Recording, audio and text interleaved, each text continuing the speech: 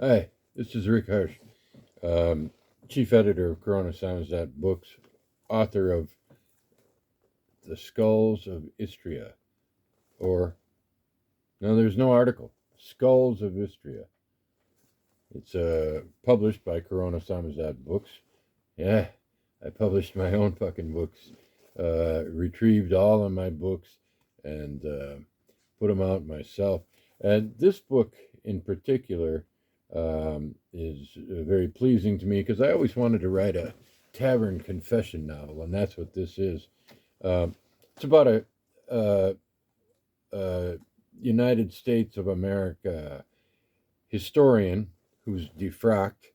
Um, Without going too deeply into it, I will mention that he's caught plagiarizing with good intentions, but well, he's plagiarized, and he heads off with some money that he got as an advance um, for an explosive sort of history book that he wrote, and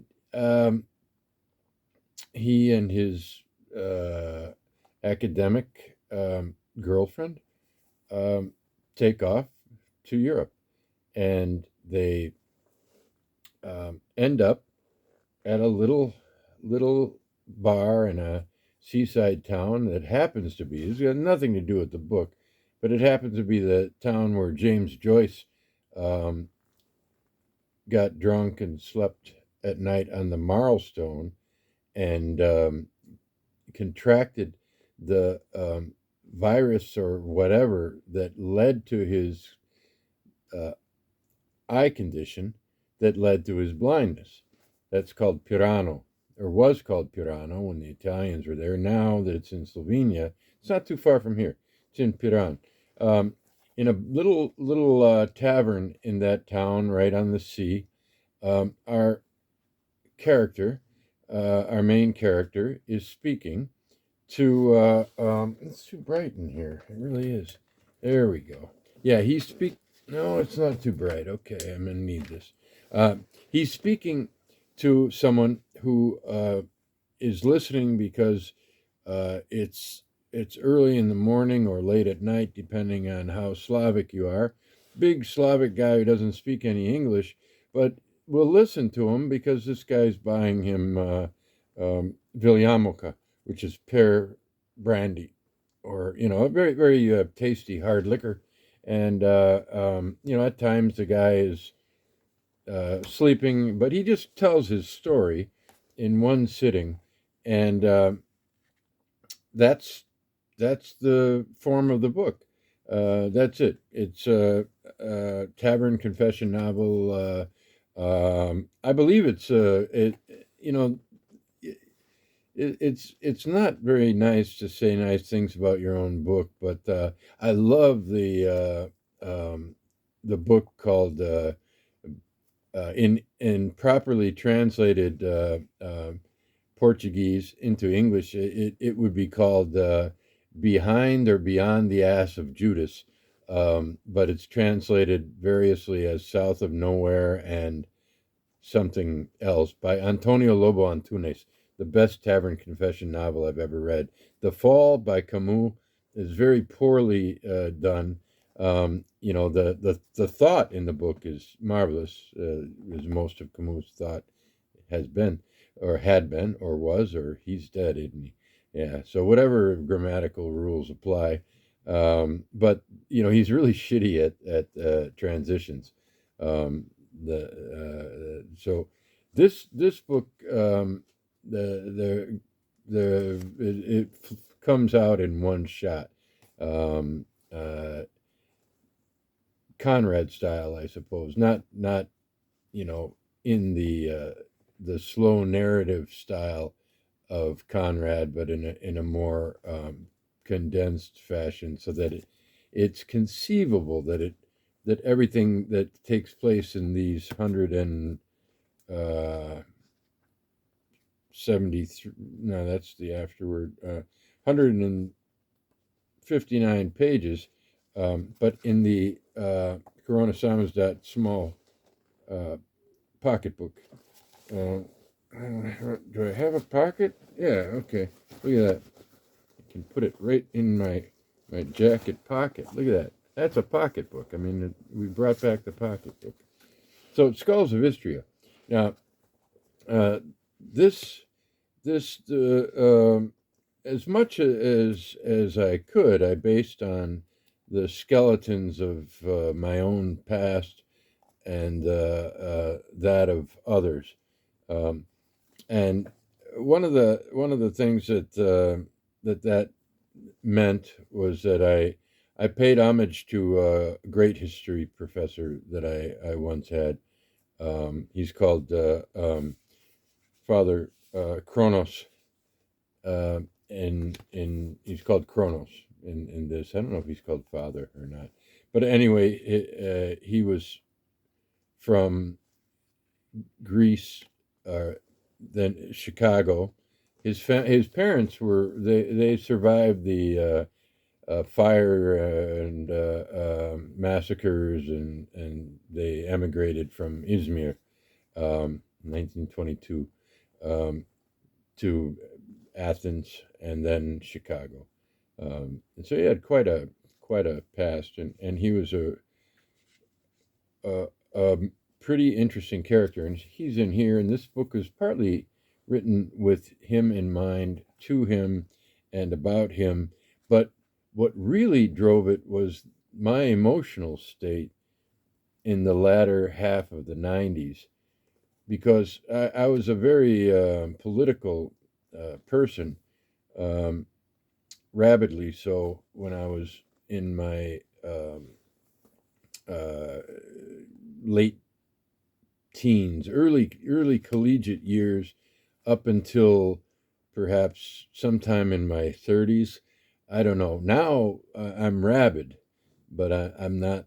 I don't know how political I am. I mean, my thoughts are still. I read about Gaza every fucking day, and I'm I move further left, but the left as I see it is um, it's not on a line, it's not a circle, and if you go far enough left, you end up right. No, no, that's just not fucking true.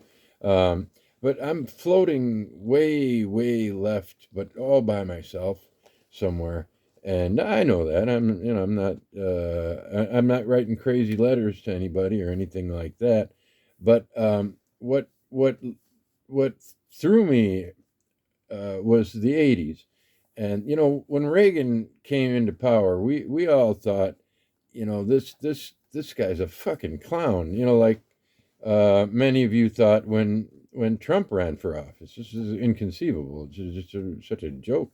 Um, but then in the '80s, I was very, very passionate about what was going on in the world, and I was very distraught at what was happening in El Salvador, and more so in Nicaragua. And I put a lot of my energies into um, my versions of activism, and only to watch the Iran Contra scandal, and to see the Reagan, um, the nightmarish Reagan economic and political platforms win. Basically, it was kind of like within the Cold War of intellectual history. Reaganism has triumphed, and we're all fucked because of it, I believe. I could go into that in detail, but I'm here to talk about war and literature, but I think the importance, because in my first part here, the reason I'm doing this is because of comments about how that sort of imply that in the arts, politics have no place, history has no place, and I think that's obvious nonsense, and I'll get into more of how much nonsense that is as I talk about in part three, the next part, the particular books about war, or caused by war. Anyway, I'll talk more about that then. Now I just want to give a personal gut feeling experience. This book, I don't know how long it took me to write it, but I think if you can maybe imagine how much if you just copied it by hand and time yourself, double that. That was probably how long it took me to write it. It happened very fast. I'll just read the opening two paragraphs, and then we'll talk about it. I will talk about it. You shut up. Buria. I was just admiring. Sit down. Don't lurch over me. Sit down before you get colitis or something. Your intention all along, eh, comrade? Nonetheless, welcome.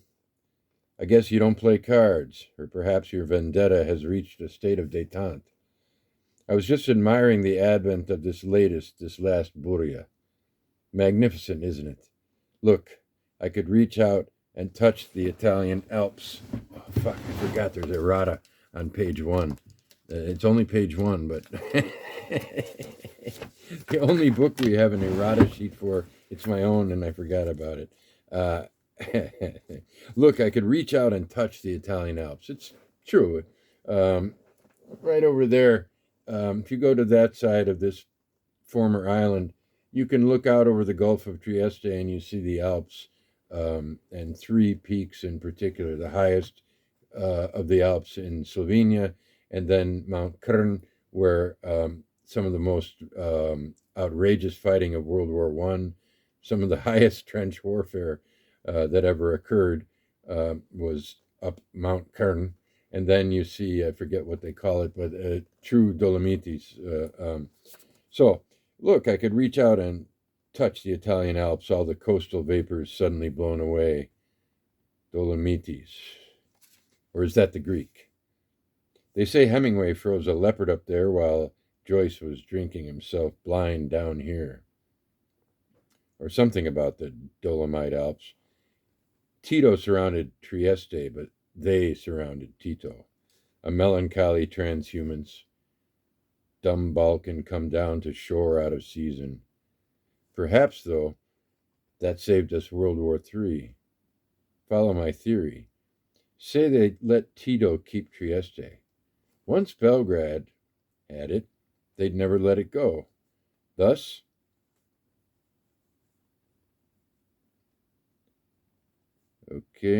thus the Slovene War would have been a real one, at which time a horde of your weekend denuncios would have seized the opportunity to regain Trieste, fume into Fiume, not to mention the rest of Dalmatia all the way down to Ragusa, never mind this mere devil's beard Istria. And in comes Boris Yeltsin. That's the short version. So you see how your bitterness is misplaced. Your bitterness, pal, not mine. That's the first two paragraphs. So just setting the stage, and then he goes into some of the history of the Balkans, and even as far back as the 16th century when the Uskoki pirates, who were refugees from the Ottomans, manned the borders for Austro-Hungarians and so on. And some made it to the coast and became pirates. And so the book follows the history of this area to a degree, and the main character becomes focused on one particular name he sees engraved on a plaque. There are all around this area, there are monuments regarding World War II, especially, but the one that really struck me was in Capodistria, or Koper, which is the port city of Slovenia now.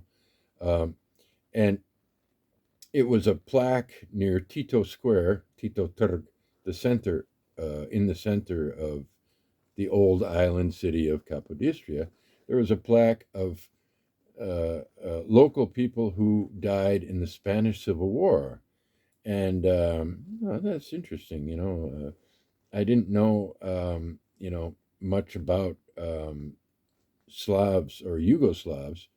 It was pre World War II, so it was the kingdom of the Slovenes, Serbs, and Croats. Um, a local fella from Piran named Giordano Viazzoli was on there, and on the plaque, his name was engraved, and it gave his date of birth and death, and he was born in I believe it was 1910, and he was killed in 1936. And I started thinking about this. Okay, poor fucker, he died at 26. And then I realized that the international brigades got to Spain in 1936, and the war really started in earnest in maybe October of 1936, if I remember right. I didn't verify any of this before I started today, but I think it's true. The famous Battle of the University in Madrid um, occurred as soon as the international brigades were sent there immediately. Well, what actually happened was that Yugoslavs were, of course, involved in fighting fascism in Spain, and there were some particularly active people who went through this area, which was controlled by Mussolini's Italia at that time. This was occupied by fascists. The Slovene language was not allowed in the territory. And this one guy, I think his name was Dopčević, he was a recruiter. Tito went and worked in Paris mostly during this time, um, and a liaison, getting people in and out of Spain. And I think it was Dopčević got people from here and got them to Spain. And Giordano Viazzoli must have been one of those. And he got to, this is how it went through my head. This poor guy, poor young guy, an idealist, no doubt. Here's this rousing speech in a tavern in a town that's occupied by fascists, and he goes to Spain, and he's sent into battle, and he gets killed immediately. So the book is about that, but it's largely about this historian's frustrations in not being able to act and act effectively, which is symbolized by the life of Giordano Viazzoli, which he investigates and finds out about, and which turns out to be more or less as I thought it would be. And it was very, very, what is the word I'm looking for? Uh, Fuck. When you get to be old, I'm doing it right in front of your face. I'm an old mama shell of a man. Anticlimactic. Anticlimactic. Giordano Viazzoli went over there, took a bullet, and was dead. A letter was sent to his home, and as it turns out, that was his life. And he's on a plaque now, and which is better than Mo Green, but it still sucked. And so this guy, this is occurring right after the artificial end of the still artificially ended Balkan Wars of the 1990s, and Tudjman is still alive and killing journalists, and our man, the speaker, is duped into thinking that there's something he can do, a favor for someone that will help save a an opposition journalist in Zagreb. And that's all I'll give you about the plot. But as it turns out to be complete bullshit. He's been hoodwinked, and that's the story. But the main thing that I want you to know, the main reason I'm talking about it is, um, I've never been to war. I would never go to war, and as far as I can tell, and but not Canada. Ugh. Mexico, maybe. I don't know. Maybe here. I don't know. If I had been threatened by uh, the call up, in speaking of the Clash, um, the I was speaking of the Clash in the first video, but very briefly. It was just a reference. Anyway, uh, I wouldn't go to war, but it matters to me. I can't feel uninvolved. I can't shield myself from the news of misery and injustice.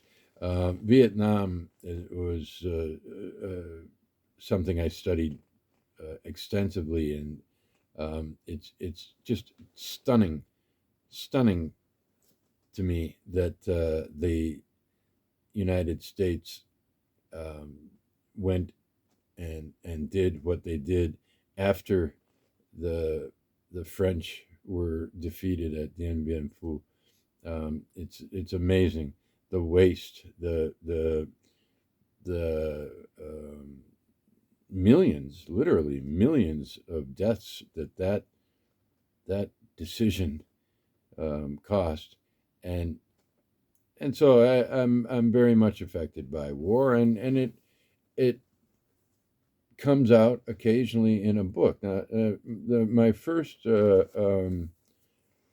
three, four novels that were published um, were not specifically about war, but there was always some sort of thoughts about power involved. But this Skulls of Istria is a very personal engagement with the ideas of war, the injustices that lead to war, that occur because of war, and the hopelessness of the individual, the helplessness of the individual. So that's part one. Part two. Part three, we're going to be talking about books like Vita Mills of Pons, Minuet for guitar. What's a couple? Well, I think I already talked a little about this somewhere recently. Maybe it was on Instagram. Jean Lartagui's the Praetorians, the Centurions. Praetorians was the second book. This is an incredible war book, and many others. To begin, I guess we'll do a transition here. You know, when somebody says to you, keep war and politics out of your fucking literature. There's no place for it there. Well, Jesus, you might think the Iliad first. You might think, geez, all this stuff about Homer, was that wrong-headed of Homer? Was it wrong-headed? Maybe. But what about the Mahabharata, which gave us the Bhagavad Gita? That book is one of the longest books ever written, and may have inspired Homer. Who knows what that guy read? His libraries, they say, were very sparse, and but occasional books from the East would arrive by courier, and the Mahabharata was one of them. And the Bhagavad Gita is, of course, enveloped within the Mahabharata. That is an enormous book. I can't figure out the pages because I have the whole thing. It's in 4 volumes, and there's almost no margin on any page, and the font is relatively small. There are page numbers, but they're only for each section of the book, and so you can't really figure out. You'd have to count all the pages of one volume and then multiply by 4, and you might get 7 or 8,000 pages. I have no idea. It's great stuff, though. It really is. Remarkable storytelling, and the Bhagavad Gita, of course, is studied repeatedly, central to the philosophy of India post Buddha, and so so when did it get put in? I don't know, but that's not the topic. The topic is war, and without war, I suppose if war didn't exist, it wouldn't exist in literature. But great literature and war go cliche and cliche, So thank you, and I hope you appreciate my partisan cap. I'll find a different one for the next section. Good night.